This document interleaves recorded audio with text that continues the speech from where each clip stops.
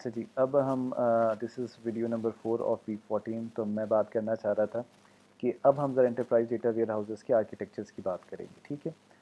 हमारे पास मुख्तलिफ़ किस्म की इसके आर्किटेक्चर्स हैं, लेकिन हमने जो मोस्ट इम्पॉर्टेंट हैं, ठीक है, बेसिक से जो हमारे पास एडवांस लेवल पे जा रहे हैं, हमने सिर्फ वही आर्किटेक्चर डिस्कस किए हैं हमारे एंटरप्राइज़ सिस्टम के कोर्स में। तो हमने डेटा को क्या किया हुआ है, 3 हिस्सों में डिवाइड किया हुआ है। एक रॉ डेटा लेयर है, एक वेयर हाउस एंड इकोसिस्टम, फिर हमारे पास यूज़र इंटरफेस है, ठीक है। तो डेटा वेयर हाउस जहाँ पर आपके पास तमाम डेटा पड़ा होता है, और फिर आपके पास वेयर हाउस आता है जहाँ पर आप अपनी प्रोसेसिंग करते हैं, और वो एक इन्वायरमेंट होता है जहाँ पर हमारे पास रिपोर्टिंग टूल्स होते हैं, एनालिसिस टूल्स होते हैं, और फिर हमारे पास यूज़र इंटरफेस होता है जहाँ पर आपके पास मुख्तलिफ़ किस्म की यूज़र टेक्निक्स सेलेक्ट कर सकता है, और फिर डेटा वहाँ पर रिप्रेजेंट होता है। So now you have a journal idea कि ये कैसे काम करते हैं। हम आगे चलते हैं। अच्छा, तो हमारे पास जो डेटा है, जो डेटा वेयर हाउस है, basically it work on ETL. ETL का नाम हम लास्ट लेक्चर से सुनते आ रहे हैं, बल्कि शायद उससे भी लास्ट लेक्चर में हमने इसको डिस्कस किया था।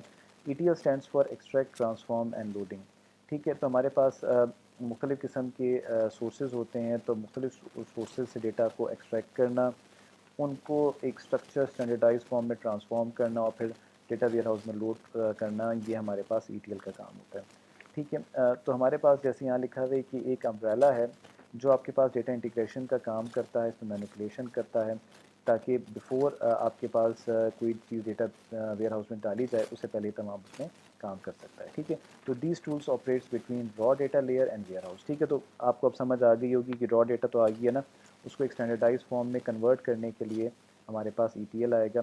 Data is loaded into a warehouse, it is also called also termed as transformed. So the warehouse will require certain functionalities for cleaning, standardizing and dimensionalizing. ठीक है, तो क्लीनिंग क्या होता है, हमारे पास कुछ मिसिंग वैल्यूज़ हैं, हमारे पास उसमें कुछ नॉइज़ेस आ गई हैं, आउटलायर्स आ गए हैं, उनको हमने करना, तो हम स्टैंडर्डाइज़ करते हैं और फिर उनकी डायमेंशन सेट करते हैं।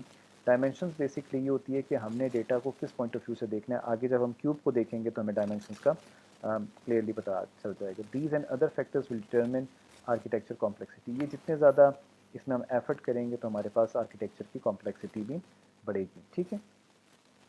हमारे पास जो पहला आ रहा है, this is one tier architecture. ये one tier architecture one of the simplest architecture है। यहाँ पर अगर आप इसको देखें, हमारे पास we have different sources of data. So now we are very much clear कि जी हमारे पास जो डेटा आएगा, it will not come from the same source, it will come from different sources. हमारे पास डेटा इंटीग्रेशन और ईटीएल के टूल्स होंगे। हम डेटा वेयर हाउस में डेटा हमारे पास स्ट्रक्चर्ड, सेमी स्ट्रक्चर्ड और अनस्ट्रक्चर्ड फॉर्म में कन्वर्ट, मतलब हम उसको सेपरेट कर देंगे जो डिफरेंट सोर्सेज आएंगे। और फिर फाइनली हमारे पास जो डेटा स्टोर हो गया है वेयर हाउस में, हम अपनी रिपोर्टिंग लेयर की मदद से हम क्या करेंगे, उस डेटा को रिप्रेजेंट कर सकेंगे। इंटरेक्टिव डैशबोर्ड्स होंगे हमारे पास, जिसकी मदद से हम मुख्तलिफ क्या कर सकेंगे, हम टेक्निक्स वगैरह अप्लाई करके हमारे पास जो KPIs हैं, की परफॉर्मेंस पैरामीटर्स हैं, वो देखेंगे। हम एडहॉक रिपोर्ट्स यानी इंडिपेंडेंट रिपोर्ट्स भी जनरेट कर सकेंगे, ठीक हो गया। इसे हम वन टीयर क्यों कह रहे हैं, बिकॉज ये सिंगल एक वेयर हाउस की एक सिंगल लेयर है, और इस पर हम आगे क्यूरीज कर रहे हैं और आगे जा रहे हैं। वन टीयर हाउस के बारे में कुछ और बात है, ये बातें हैं जो हम यहाँ पर डिस्कस करते हैं।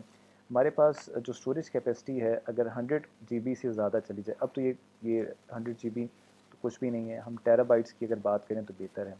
Curie data right from the data warehouse में रिक्वायर प्रिसाइज इनपुट, ठीक है, so that the system will be able to filter out non required data, which makes dealing with presentation tool a little difficult. तो यहाँ पर हम जब बात करते हैं, हम जब डेटा को अपने मुताबिक हासिल करना चाहते हैं, तो हमारी क्यूरी बड़ी प्रिसाइज होनी चाहिए, ताकि वो हमारे मुताबिक ही डेटा को लेके आ सके। और तो यहाँ पर ये एक इसका क्या है, आप क्या कह सकते हैं, एक नेगेटिव एंड है या लिमिटेशंस हैं, जो चैलेंज है हमारे पास आ रहा है, ठीक है। फिर हमारे पास इसमें फ्लेक्सिबिलिटी जो है थोड़ी सी कम है, ठीक है। यहाँ पर जो हम 100 GB की बात कर रहे थे, वर्किंग विद डायरेक्टली में result in messy query results as well as low processing speed. अच्छा, additionally, one tier architecture set some limits of reporting complexity, such as approach is rarely used for large scale of data platforms, ठीक है, because its slowness and unpredictability. To perform advanced data queries, a warehouse can be extended with low instance that makes access data. तो यहाँ पर हमारे पास data जो होता है ना बड़ा कंसोलिडेटेड होता है। कंसोलिडेटेड का मतलब होता है बड़ा इकट्ठा होता है। जब हम डेटा वेयर हाउसिंग की बात करते हैं तो हमें से डेटा को हमें डीकम्प्रेस करना पड़ता है, ठीक है। तो यहाँ पर हम कह रहे हैं कि हम लो इंस्टेंसेस पे जब जाएंगे तो हमारे पास क्या होगा, हमारे पास डेटा की क्यूरी करना हमारे लिए आसान हो जाएगा। नाउ हमारे पास आ गया है जी two tier architecture. Two tier architecture यहाँ पर आपको नज़र आ रहा है बड़ा क्लियरली, और अब चीज़ें थोड़ी सी ज़्यादा आपको समझ आएंगी। अच्छा, बेसिकली यहाँ पर आपके पास क्या आ गया, सोर्सेज आ गए, यहाँ पर ETL से आपने ट्रांसफॉर्म कर दिया डेटा वेयर हाउस को, आपने किस हिस्सों में फिर आपके पास स्ट्रक्चर, सेमी स्ट्रक्चर, अनस्ट्रक्चर्ड आ गया। यहाँ पर हमने जो एक एडिशनल लेयर इंट्रोड्यूस की है वो बेसिकली है डेटा मार्ट लेयर की। डेटा मार्ट लेयर आपको पता है कि हमारे पास small subsets of data warehouse होते हैं जिनमें हम डेटा को स्मॉल हिस्सों में डिवाइड कर देते हैं। इसमें जैसे यहाँ पर एग्जांपल में सेल्स को डेटा मार्ट को अलहदा कर दिया, मार्केटिंग को, HR को और क्या है प्रोजेक्ट मैनेजमेंट के डेटा को अलहदा कर दिया, ठीक हो गया। और यहाँ पर हमारे पास क्या हो गया, जो अब वही रिपोर्टिंग टू लेयर आ गई है जिसे हम आसानी से देख सकते हैं। अच्छा, अब यहाँ पर हमारे पास कुछ चीज़ें आसान हो गई, क्योंकि जैसे हम तो पीछे देख रहे थे कि हमारे पास एक सिंगल सोर्स ऑफ डाटा था, उसमें हमारे पास इतनी स्ट्रक्चरिंग थी नहीं। तो जब हम क्यूरी करते थे तो हमारे बड़ा मुश्किल हो जाता था अपना डेटा को करना, और वही हम कह रहे थे कि लो इंस्टेंसेस पे हम जाएंगे तो फिर मसला हमारे पास आ जाएगा। तो यहाँ पर अब हम क्या करने लगे, चूँकि हमारे पास हमने जो डाटा है उसको हमने मुख्तलिफ डेटा मार्ट्स में डिवाइड कर दिया है, तो अब जब हम क्यूरी करेंगे तो हम स्पेसिफिकली अगर सेल्स की क्यूरी है तो हम सेल्स से डेटा हम एक सिंपल क्यूरी से हासिल कर सकते हैं। वहाँ पर हमें प्रिसाइसली मेंशन करना पड़ता था कि किस डिपार्टमेंट की किस चीज़ से हम क्यूरी कर रहे हैं। तो यहाँ पर हम लो इंस्टेंसेस पे अभी भी उतना नहीं गए, लेकिन फिर भी हमारे पास अब क्यूरी जो है थोड़ी सी फ्लेक्सिबिलिटी यहाँ पर ज़्यादा आ गई है एज़ कम्पेयर टू जो पुराना हमारे पास 1 टीयर आर्किटेक्चर था। तो यहाँ पर अब आपको क्लियरली समझ आ रही है कि हम इसे 2 टीयर आर्किटेक्चर भी क्यों कह रहे हैं, और इस टीयर की हमारे पास एडिशन से हमें क्या फ़ायदा हुआ है ये भी अब आपको समझ आ रहा है। अच्छा जी, अब हमारे पास 3 टीयर आर्किटेक्चर आ गया। अच्छा, 3 टीयर आर्किटेक्चर जो है ना हमारे पास एक और चीज़ यहाँ पर ऐड कर रहा है, ठीक है।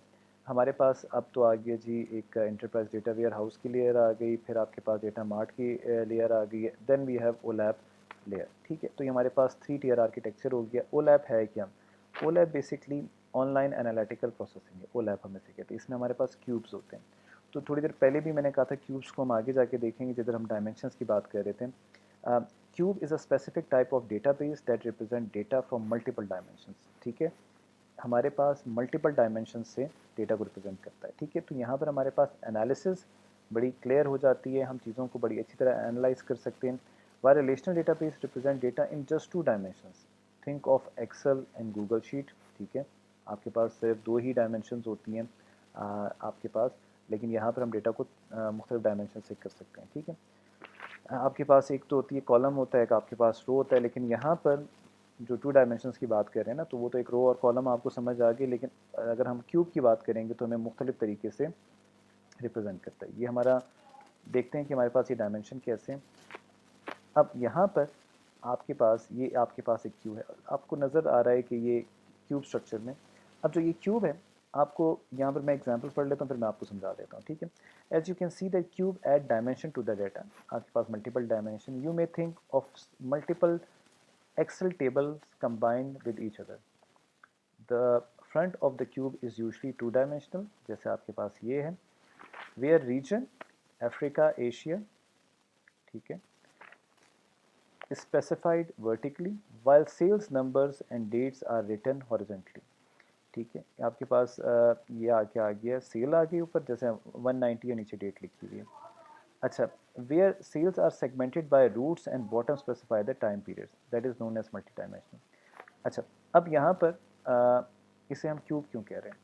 इसे हम क्यूब इसलिए कह रहे हैं कि फॉर एग्ज़ाम्पल मैं एशिया की सेल्स देखना चाहता हूँ, तो मैं देख लूँगा जी 99 में मार्च 19 को 99 को इसकी सेल्स थी 510 यूनिट्स, ये 2 डायमेंशंस आ गई।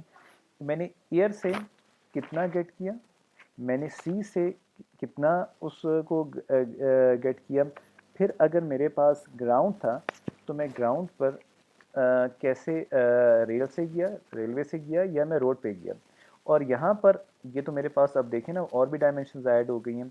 और यहाँ पर अगर मैं क्यूब की इस साइड पे चला जाऊँ, ठीक है, मेरे माउस का पॉइंटर देखें, इस साइड पे चला जाऊँ, तो मैं एक ही डेटा को मुख्तलिफ पॉइंट ऑफ व्यू से देख सकूँगा, एक ही डेटा को।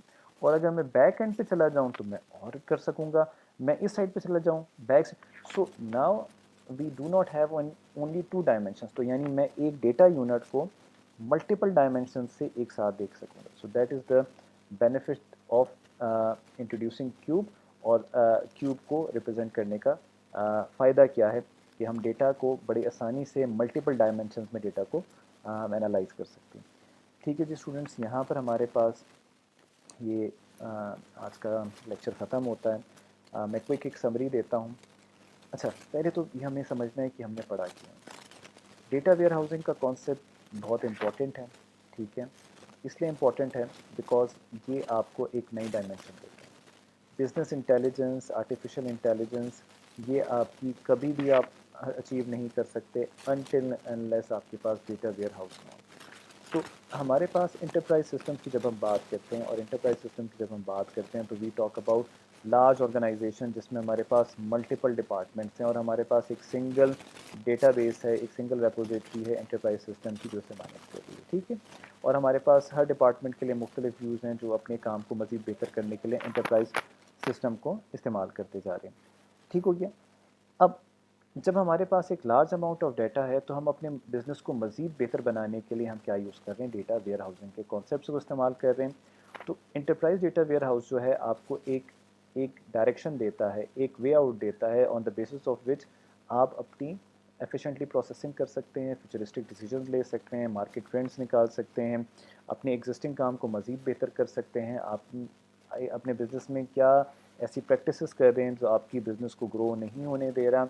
और आपका डेटा जितना बढ़ता जाएगा, आपकी ऑर्गेनाइजेशन डेटा को स्टोर करती जाएगी और जब उस पर एनालिसिस करेगी तो आपको मुख्तलिफ़ चीज़ों के आंसर्स बड़ी आसानी से मिल जाएंगे। तो ये हमारे पास हमने डेटा वेयर हाउस का जो मकसद है वो हमें समझना है, ठीक है। यही हमारे क्वेश्चंस भी हैं। तो आज के लेक्चर को हमने इंटरप्राइज सिस्टम से थोड़ा सा लिंक करने की कोशिश की। एग्जैक्टली जो हम इंटरप्राइज सिस्टम्स को तकरीबन कोई 12 वीक से पढ़ते आ रहे थे उसको वैसे हमने नहीं देखा, हमने थोड़ा सा डिफरेंटली देखा because these are advance topic. अभी हमारे पास दो और एडवांस टॉपिक आएंगे जिसमें सप्लाई चेन मैनेजमेंट और कस्टम रिलेशनशिप मैनेजमेंट के सिस्टम्स भी हम देखेंगे। तो यहाँ पर हमारे आज का लेक्चर ख़त्म होता है। यहाँ पर हम वीडियो नंबर 4B वीक 14 की एंड करते हैं। Thank you so much, have a good day.